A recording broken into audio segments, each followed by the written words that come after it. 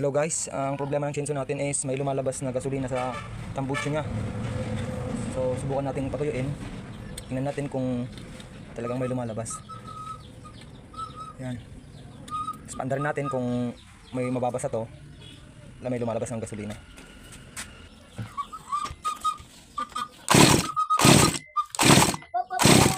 Yan. Kita nyo naman. Basa nga. Sabi ng problema to sa check natin yung kakalasin natin, check natin yung carb nya. Check natin sa may parating diaphragm sa carburetor kasi baka hindi gumagpa-function na maayos yung diaphragm nya. Lang at babakasin natin. Ngayon kakalasin na natin yung ibabaw at tatanggalin natin yung spark plug. Tapos lilinisin natin yung carburetor na ito dahil may problema sigurado to. Kaya lumalabas sa muffler yung gasolina. Pero marami yung ano. Try natin lang at kakalasin natin yung carburetor. Nagpit, siyempre. Hindi natin ito bubuksan. Na-stuck kasi daw ito ng ano, halos 2 buwan siguro. Sabi ng may-ari. Ito nagagamit, yung ginamit, tinambak na lang.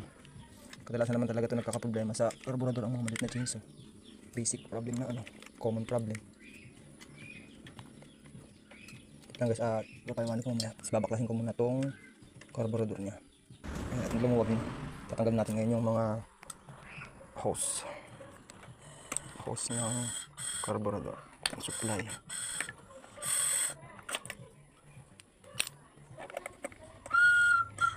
Medyo maliit ang carburetor nito. Ito ang unang bubuksan natin sa ilalim. Try natin buksan to kung nagana, kung ano. Wala tayo masyadong tools guys kasi sakyan yung tools ko. Ba't naman akong kunin dahil umuulan dito sa amin. Itong tumalsik pa. Okay, tumuwag na. Tingnan natin ang diaphragm kung anong problema sa loob, bakit nagbubuga na.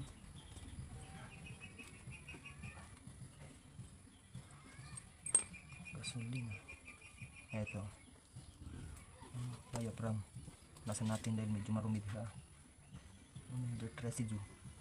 Dirt residue daw. Okay naman walang punit. So, yung jet ang check natin. Iwagan natin yung jet. Kung pipindutin mo kasi ito, aangat yung jet.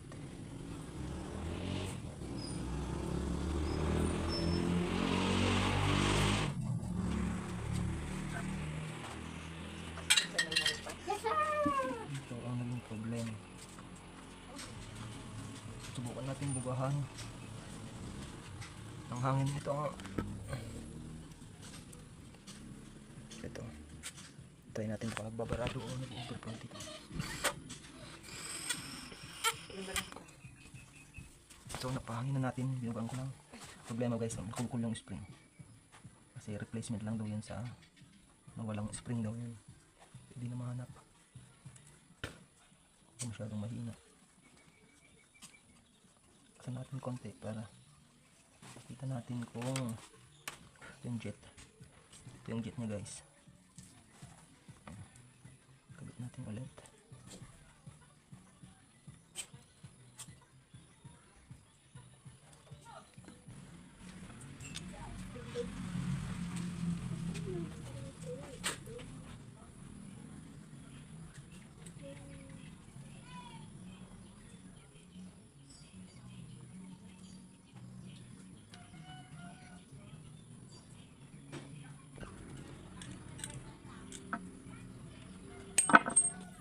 Matalon pa.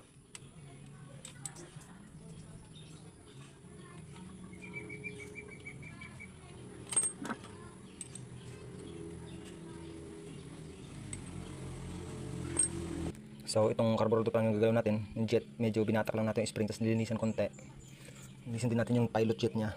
Saka natin sinuli. Try natin ibalik kung titingnan kung gagana na.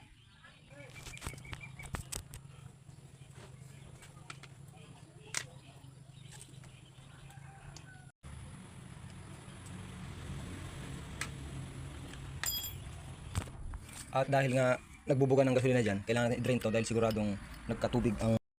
At dahil nga ibalik na natin to at nagtubig to, check natin dito kung siguradong ay kung kailangan natin ng i-drain.